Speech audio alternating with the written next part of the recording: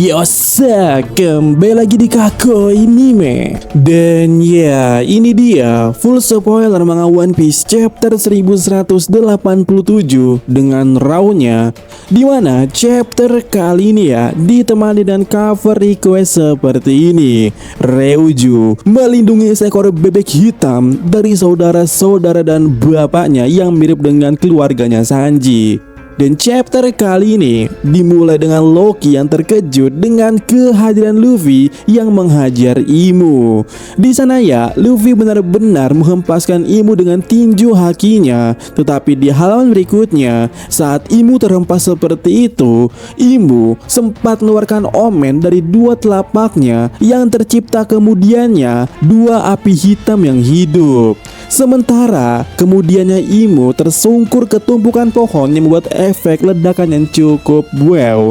Tinju Luffy ternyata sekuat itu. Melihat kerusakan itu ya, Loki berkata, haha, baiklah, dia menerima pukulan yang telak, tapi itu semua berkat kerusakan yang kau timbulkan padanya. Namun Luffy di sana berkata kepada Loki, "Lukamu parah, pergilah dan istirahat sebentar." Tentu saja Loki tersinggung di sana dan berkata, "Kau menyuruhku istirahat? Memangnya kau pikir sedang berbicara dengan siapa, ha?" Yang mana di saat kemudiannya, dua omen yang tadi itu ya yang dilepaskan oleh Imu sekarang menempel kepada Loki dan juga Luffy, yang tentu saja membuat mereka berdua kebingungan apa-apaan itu. Kemudian di halaman berikutnya, Luffy merasa kepanasan dengan api hitam itu yang mencoba mendekati tubuhnya. Dan di sana ya, Luffy berkata, "Ada panas, benda hitam ini panas, sakit, ini api, maksudku ini mengerikan." Berbarengan ya dengan Imu yang bangkit di sana dan mulai terbang di udara. Lalu Imu berancang-ancang di sana dengan pose omennya seperti mengeker. Sementara omen api yang menempel di badan Loki mulai berbicara di sana. "Kau harus ke sana, pedang itu akan muncul di situ." Lalu api yang ada di dekat Loki tadi mulai membara, membakar tubuh Loki. Dan di halaman ini adalah halaman ganda yang sangat epik. Di sana Imu kemudiannya melancarkan teknik yang ia sebut stigma atau pedang iblis. Pada awalnya itu hanya membuat Luffy dan Loki pelongok-pelongo apa yang akan terjadi. Tapi di panel berikutnya, sebuah benda hitam muncul di sana membuat Luffy sedikit mengelak dan Loki yang terpelongok melihatnya. Lalu jebus, sebuah pedang hitam meluncur dari arah Imu, menusuk tepat di tempat di titik api yang berada di dada Loki. Tentu saja itu menembus tubuhnya Loki. Sementara itu ya, di halaman berikutnya, scene pindah ke tempatnya Gunko. Di sana Brook dan yang lainnya mencoba menghancurkannya. Nami mencoba dengan petir, tapi tidak ada reaksi sama sekali. Sampai mereka berkata, "Bukankah itu seperti berlian kerasnya?" Mereka semua bertanya-tanya tentang hal itu, sampai Nami bertanya apakah itu beneran es. Jika iya, harusnya wanita itu udah mati lemas. Lalu Brook di panel berikutnya menyentuh es tersebut dan bilang kalau ini dingin. Tapi kemudiannya Brook bilang, "Aku gak yakin sih ini dingin apa enggak." Sementara Franky juga menyentuhnya dan bilang, "Aku juga tidak yakin ini apa." Dan tindakan bodoh mereka berdua itu ya membuat Nami kesal dan menyuruh mereka untuk berhenti. Karena pada dasarnya Brook tidak punya kulit, Franky itu besi yang seharusnya tidak akan bisa merasakan itu dingin es atau apa ya. Nah, dan ya bisa-bisanya Oda membuat jokes di sini. Sampai di halaman berikutnya, Loki terpental ke arah mereka, tepat di atas esnya Gunko, membuat yang ada di sana terkejut. Sementara palu Loki melayang di udara, dan saat dimana palu itu terjatuh, tempat jatuhnya menyentuh es itu, dan seketika es tadi mencair. Kemudian di halaman berikutnya, Luffy sadar saat ini menjadi target Imu, dan Luffy buru-buru melepas jubahnya yang menempel api omen Imu tadi. Dan momen yang tepat itu bersamaan Imu melancarkan teknik stigmanya lagi. Tapi karena sudah dilepas oleh Luffy atau dibuang Luffy, serangan itu jelas hanya menyerang udara dan jubah Luffy, membuat Imu tampak kesal di sana. Kemudian ya, di halaman berikutnya di pelabuhan, Zoro tiba di lokasi Summer di pelabuhan.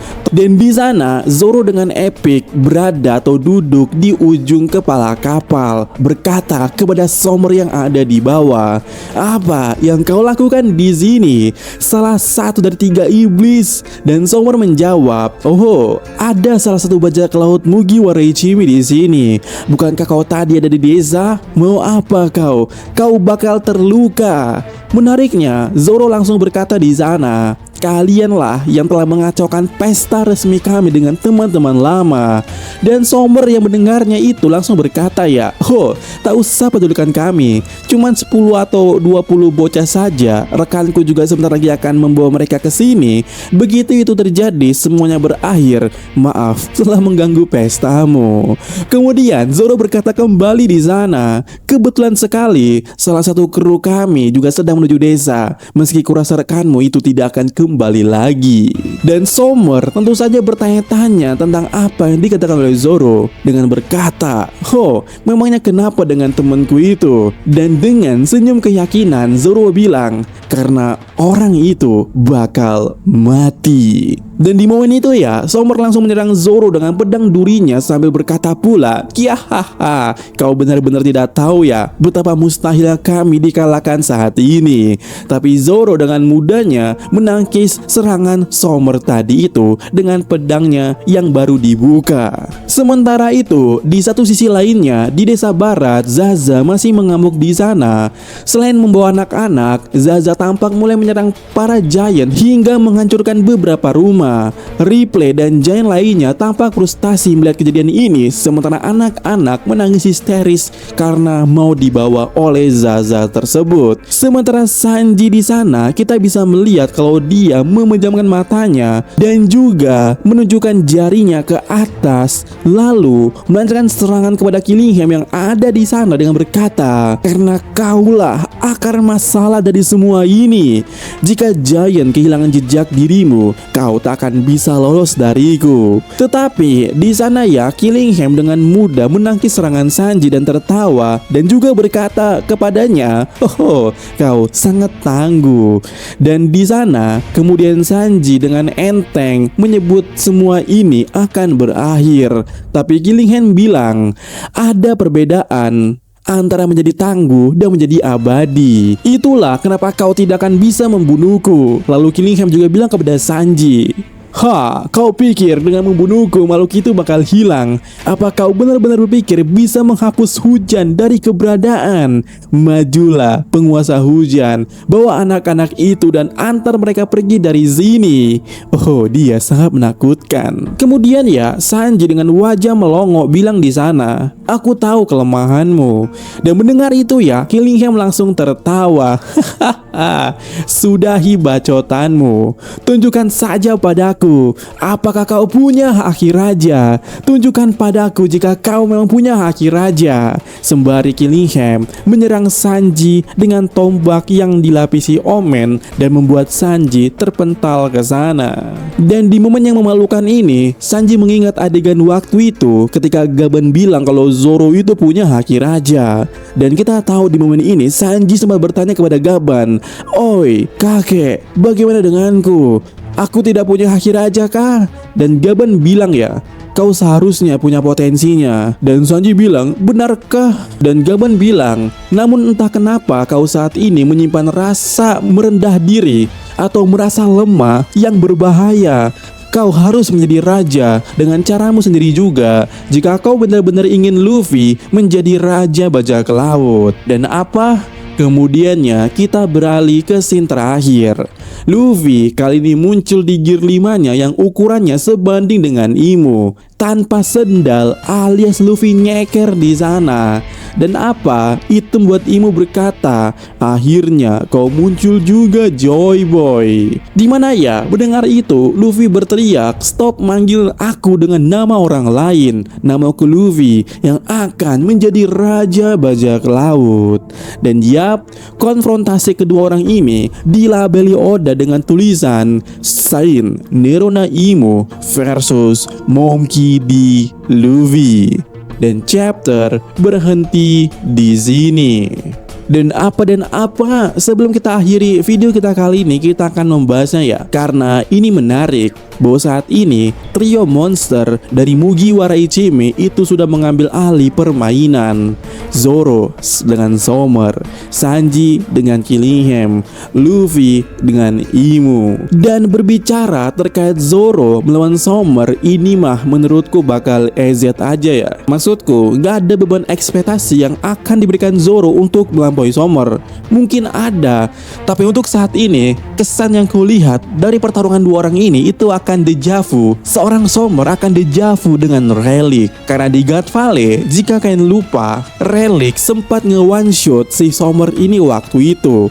Apalagi waktu di God Valley itu, teknik yang digunakan si Relic itu mirip seperti yang sering digunakan Zoro. Jadi sekali lagi, untuk pertarungan antara Summer dan si Zoro ini, ekspektasiku cuman rendah bahwa Summer hanya akan mengalami dejavu saat melawan Relic. Dengan artinya Zoro seharusnya lebih dominan di sini. Nah, untuk Sanji, kita udah lihat di chapter ini kalau Sanji benar-benar kesulitan ngelawan Killingham yang sudah di-buff. Dan ekspektasi terbesarnya jelas ada di Sanji yang akan upgrade. Dan itu tadi ya, Haki Raja. Gaban sudah mengatakan bahwa Sanji punya potensi. Cuman saat ini Sanji itu merasa dirinya lemah. Entah kenapa, entah apa maksudnya, tapi ini mungkin jadi kunci untuk kita melihat Sanji akan lebih badass atau lebih kuat atau lebih oke lah dari saat ini. Dan momen itu mungkin akan jadi momen paling besar yang diharapkan oleh fans Sanji. Sementara untuk Luffy sendiri melawan Imu, ini nggak tahu ya. Pertama, apakah Loki benar-benar sudah out ataukah Loki akan kembali lagi dengan Luffy nantinya? Untuk saat ini tidak tahu. Tapi sepertinya untuk pertarungan Luffy dan Imu itu tidak akan berakhir siapa menang maupun siapa kalah. Ini mungkin akan terjadi clash yang memancing lore di 800 tahun yang lalu. Karena seperti yang gue bilang di spoiler sebelumnya, ini aneh kenapa Imu memanggil Luffy sebagai Joy Boy. Padahal sebelumnya saat ketemu dengan Nika Luffy juga, Imu manggilnya cuman Nika. Tapi kenapa saat ini dipanggilnya Joy Boy? Apa alasannya? Jadi yang kuharapkan dari pertarungan Luffy dan Imu, kita mendapatkan lore di abad kekosongan.